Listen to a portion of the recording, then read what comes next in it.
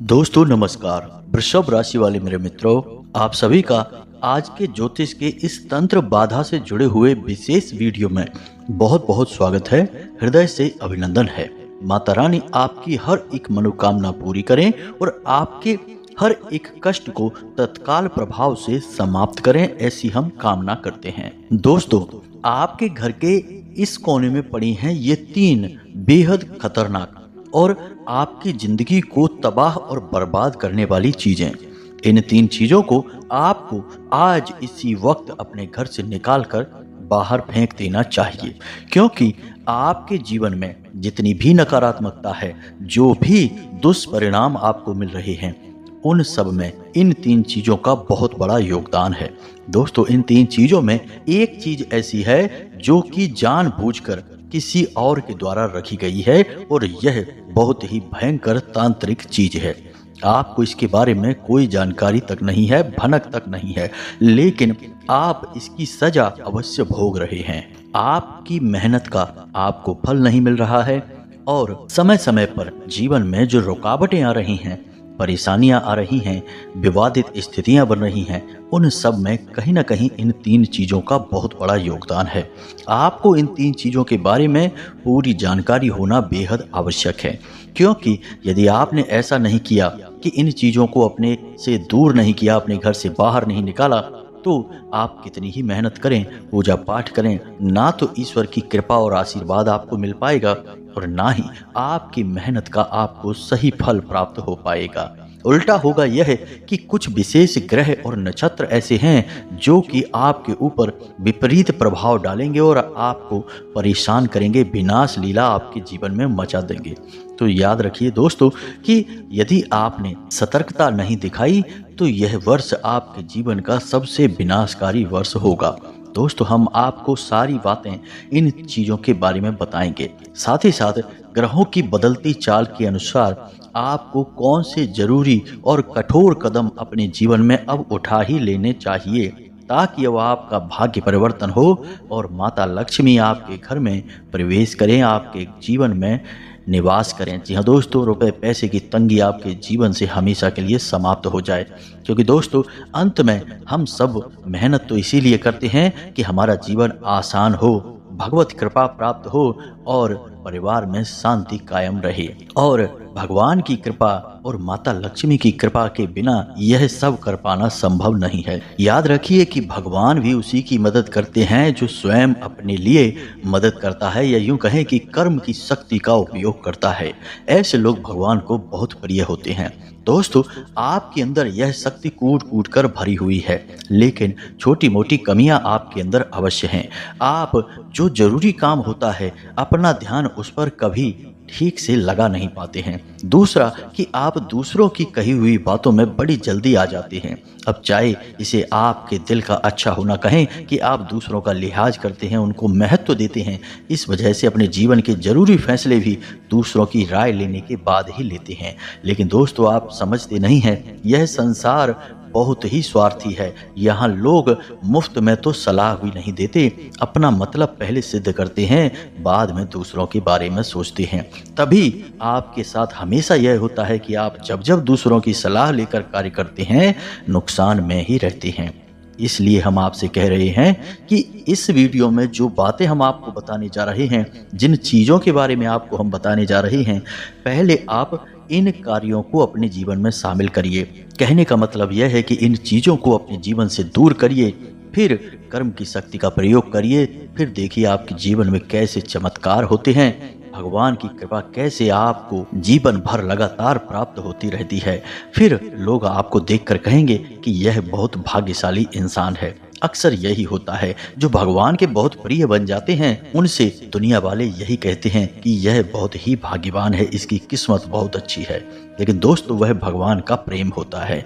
तो चलिए, आपको कैसे भगवान का वह विशिष्ट प्रेम प्राप्त होगा, भक्ति प्राप्त होगी, इस विषय पर गहराई से ज्ञान देते हैं। दोस्तों, यकीन मानिए कि इस वीडियो में जो बातें हम आपको बताएंगे, वे अब तक आपको किसी ने बताई नहीं होगी।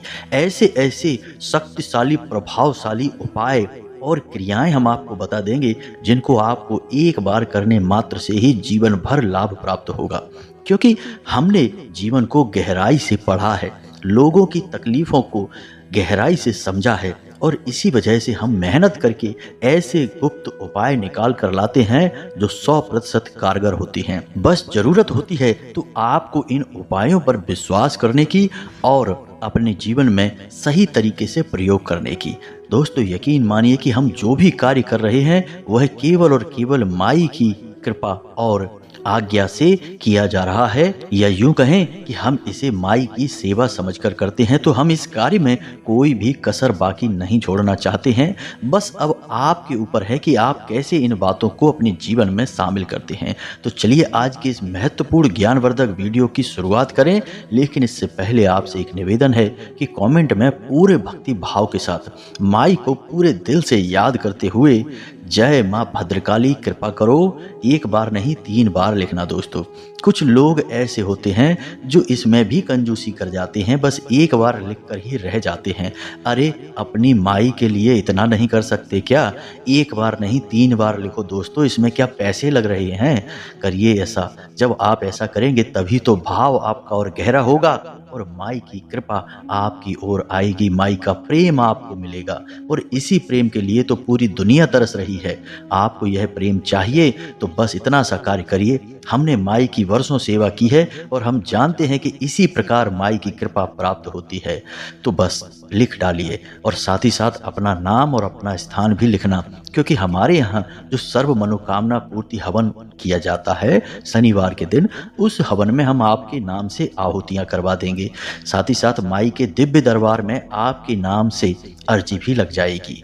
इससे माई का ध्यान आपकी ओर जाएगा, आपके जीवन में माई की सत कृपा प्रवेश कर जाएगी और आपका जीवन सरल हो जाएगा।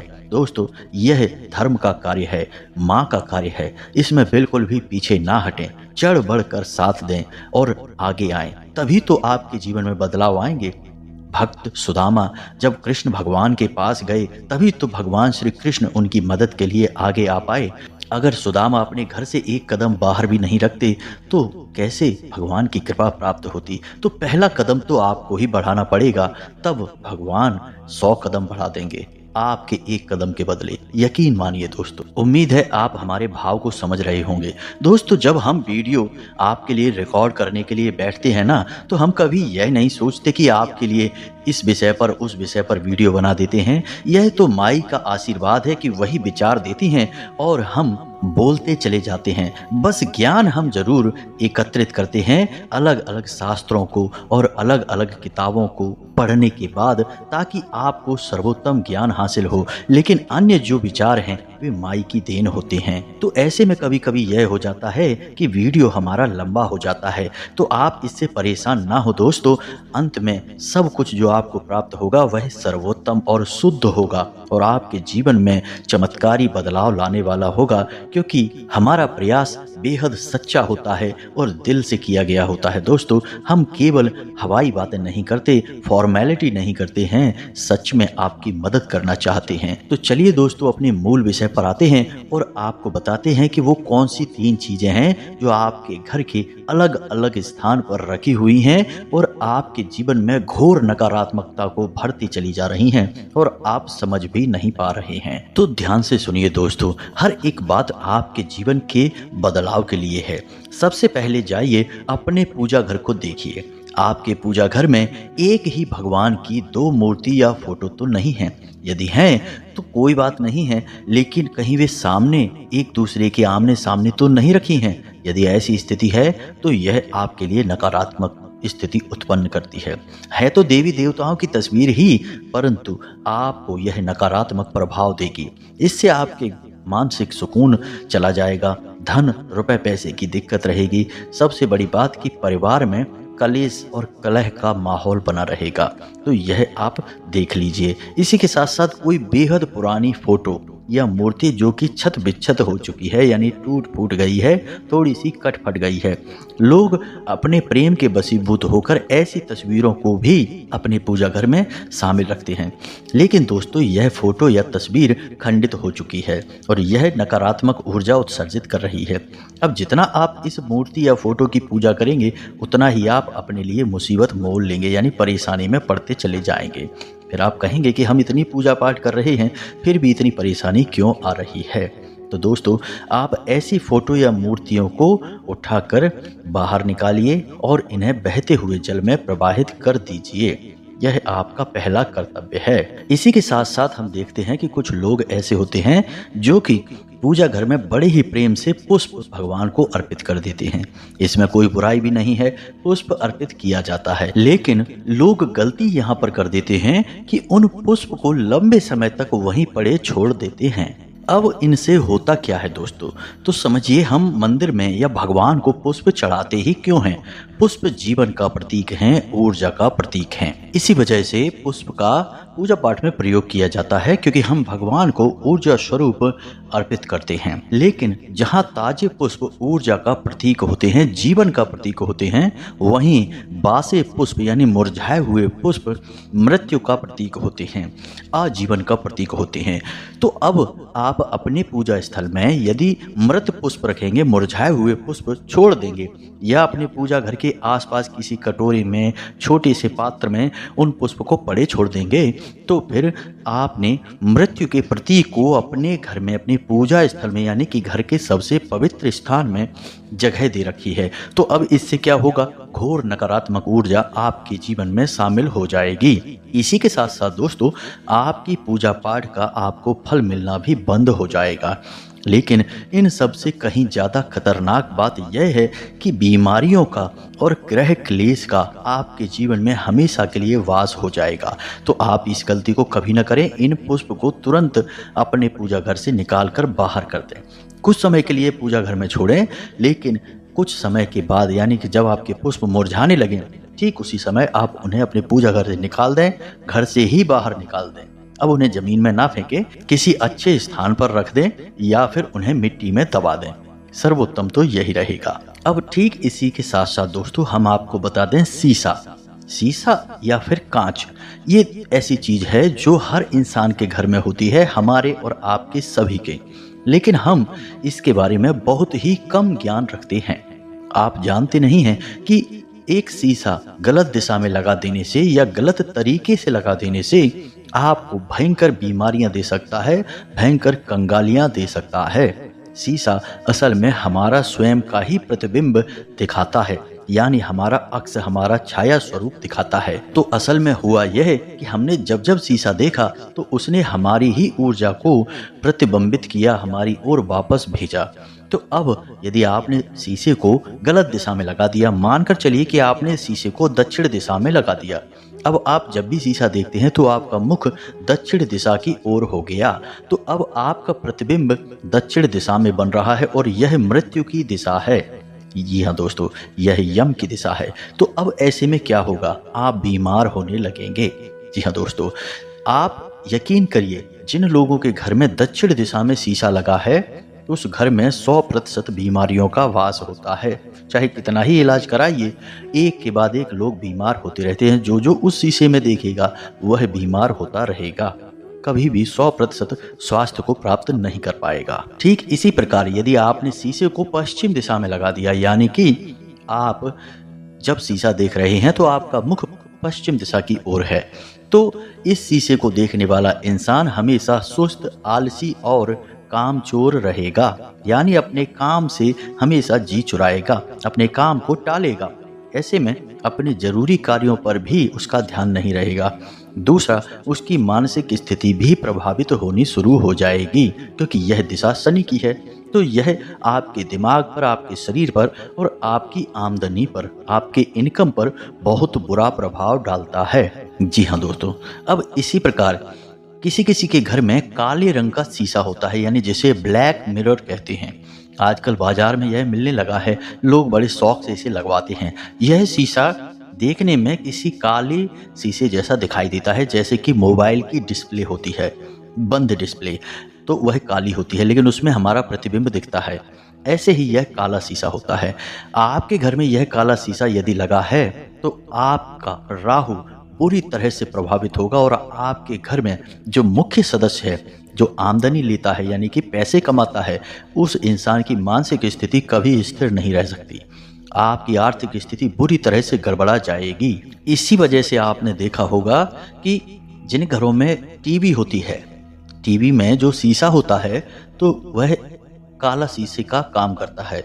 यानी जब टीवी बंद है तो वह काले शीशे का काम करता है, उसमें आपका प्रतिबिंब दिख सकता है। तो जो समझदार लोग हैं वो टीवी के ऊपर कवर डालकर रखते हैं, यानी उसे ढक देते हैं। जब चालू होगी टीवी तभी उसका कवर हटेगा, अन्यथा उसे बंद रखेंगे, क्योंकि वे उस शीशे में अपना प्रतिबिंब नहीं देखना चाहते हैं। इससे आपकी दुर्गति दूर हो जाएगी यदि आप काले शीशे को ढक कर रखेंगे। टीवी का या मोबाइल का शीशा है तो उसे ढक कर रखें, अन्यथा सामान्य तौर पर बाजार से काला शीशा स्पेशल लेकर कभी ना आए, सामान्य शीशा ही रखें। अगली बात कि शीशा जो आपके घर में लगा है इसमें कुछ विशेष बातें होती हैं जिनका आपको ध्यान रखना चाहिए। शीशा आपके शरीर की लंबाई का हमेशा आधा होना चाहिए। इससे अधिक लंबा यदि आपका शीशा है तो वह आपकी ओर नकारात्मकता को उत्सर्जित करेगा। दूसरा कि शीशे का आकार गोल नहीं होना चाहिए। जी हाँ दोस्तों, यदि गोल आकार का शीशा है तो वह नकारात्मकता का प्रतीक है। शीशे को हमेशा चौकोर होना चाहिए। उसके जो किनारे होते हैं वे थोड़े से गोल हो सकते हैं, लेकिन पूरे शीशे का आकार गोल या अंडाकार नहीं होना चाहिए। तो ये तो थी शीशे के बारे में जानकारी। अब यहाँ पर कांच या शीशा आपके घर में चटका हुआ, टूटा हुआ किसी भी कीमत में नहीं होना चाहिए। इसे तुरंत निकालकर बाहर फेंक दें। अब बात करते हैं कि शीशा लगाएं तो लगाएं कहाँ। यह बहुत ज़रूरी है जानना, इसे ध्यान से सुनिए दोस्तों। तो शीशा लगाने का सबसे अच्छी दिशा उत्तर दिशा होती है, क्योंकि यह नए अवसरों की दिशा होती है, यह धन की दिशा होती है, कुबेर की दिशा होती है, शुक्र की दिशा भी होती है। तो अब यदि आप इस दिशा में देख रहे हैं, यानी आप जब देख रहे हैं शीशा तो आपका मुख उत्तर दिशा की ओर है, तो आप समझिए कि आप नए अवसरों को देख रहे हैं, धन को देख रहे हैं, कुबेर को देख रहे हैं और शुक्र आपका मजबूत हो रहा है। यानी कि आपके जीवन में केवल और केवल नए अवसरों का आगमन होगा, रुपए पैसे का आगमन होगा, भगवान की कृपा आपको प्राप्त होगी। जी हाँ दोस्तों, तो उत्तर दिशा सर्वोत्तम दिशा है। फिर ईशान कोण, यानी कि उत्तर दिशा और पूर्व दिशा के बीच का कोना, यह भगवान भोलेनाथ का कोण है। अब इस कोने में शीशे को लगाने से सबसे पहली चीज जो आपको प्राप्त होगी वह होगा आपको मानसिक सुकून मिलेगा, पारिवारिक शांति और आपसी प्रेम। जी हाँ दोस्तों, खास तौर से जीवन साथी के साथ विशेष तालमेल बनाएंगे आप और आपको दाम्पत्य जीवन का अद्भुत सुख प्राप्त होना शुरू हो जाएगा। इसी के साथ साथ दोस्तों आप शीशे को पूर्व दिशा में भी लगा सकते हैं, क्योंकि पूर्व दिशा में यदि आप शीशे को लगाएंगे तो आपको कार्य करने की एक नई ऊर्जा प्राप्त होगी, आपके चेहरे पर तेज बढ़ेगा। इसी के साथ साथ आपको यह भी देखना है कि आपके घर में कोई भी पुराना खराब इलेक्ट्रॉनिक सामान या फिर मशीनरी बंद पड़ी हुई नहीं होनी चाहिए। यदि यह सामान या खराब या बंद मशीनरी आपके घर में है तो यह आपके राहु को पूरी तरह से नकारात्मक बना देता है। और एक बार राहु यदि नकारात्मक हो जाए तो यह आपकी बुद्धि में अनेकों प्रकार के नकारात्मक विचार लेकर आता है। खास तौर से यह आपकी कार्य क्षमता को प्रभावित करता है और आपके ऐसे फैसले जो आपके काम धंधे व्यापार से जुड़े हुए हैं उन पर बहुत ही बुरा प्रभाव डालता है। यानी आप ऐसे फैसले लेंगे जिनसे आपको रुपए पैसे का भारी नुकसान उठाना पड़ेगा। आप ऐसे इंसान को पैसे दे देंगे जो वापस ही नहीं करेगा। ऐसे उद्योग व्यापार में पैसे लगा देंगे जिनसे आपको बहुत नुकसान होगा। तो आपको इसका ख्याल रखना है। यदि कोई घड़ी है, कोई मशीनरी है, कोई इलेक्ट्रॉनिक सामान है जो खराब है, बंद अवस्था में है, तो आप उसे या तो सही करवा दें या फिर अपने घर से निकाल कर उसे बाहर फेंक दें। यह अत्यंत आवश्यक है दोस्तों। अब आपको बेहद जरूरी बात बताते हैं जो एक ऐसी गलती है जो अक्सर लोग करते हैं और आपको नहीं करनी है। निश्चित तौर पर आपने भी यह गलती कर रखी है और इससे आपका शनि बुरी तरह से नकारात्मक होता है, आपको बहुत ही बुरे परिणाम देता है। अब चूंकि यह पूरा वर्ष शनिदेव को समर्पित है तो ऐसे में आपको यह गलती भूल कर भी नहीं करनी है। हमने अपने पिछले वीडियो में आपको यह भी बताया था कि शनिदेव की कैसे पूजा की जाती है, यानी विशेष शास्त्रीय विधान क्या है, यहाँ तक कि शनिदेव के मंदिर में जाने का विशेष विधान क्या है। हम यूं ही अन्य देवी देवताओं की तरह शनिदेव के मंदिर में नहीं जा सकते हैं। तो इन सब बातों को हम अपने पिछले वीडियो में आपको बता चुके हैं, लेकिन अब हम आपको कुछ ऐसी विशेष गलती के बारे में बताने जा रहे हैं जो अक्सर लोग करते हैं, आपने भी की होगी। कि ऐसा होता है कि लोग हमेशा अपने पुराने कपड़े अपने पास सहेज कर रखते हैं, कटे फटे कपड़े भी अपने पास रखे रहते हैं, सोचते हैं कि आज नहीं तो कल किसी न किसी रूप में इनका प्रयोग कर लेंगे। अब यहीं पर कुछ लोग अपने पुराने कपड़ों का पोंछे के रूप में प्रयोग करने लगते हैं या फिर साफ सफाई के कार्यों में प्रयोग करने लगते हैं। अब साफ सफाई का कार्य क्या है? नकारात्मक ऊर्जा को उत्सर्जित करने वाला कार्य। अब ऐसे में आपके द्वारा पहना गया कपड़ा इस कार्य में प्रयोग होगा तो वह भी आपके ऊपर बुरा प्रभाव देगा। इसका कारण यह है कि आपने लंबे समय तक उस कपड़े को अपने शरीर से लगा कर रखा है। आपके शरीर की ऊर्जा उस कपड़े के रेशे रेशे में प्रवाहित हो रही है। इसी वजह से आपने देखा होगा कि हिंदू धर्म में, हमारी सनातनी परंपरा में, जब इंसान की मृत्यु हो जाती है तो उसके कपड़े तक जल में प्रवाहित कर दिए जाते हैं या फिर यूं ही छोड़ दिए जाते हैं। उन्हें कोई इंसान पहनता नहीं है क्योंकि उन कपड़ों में उस इंसान की ऊर्जा है।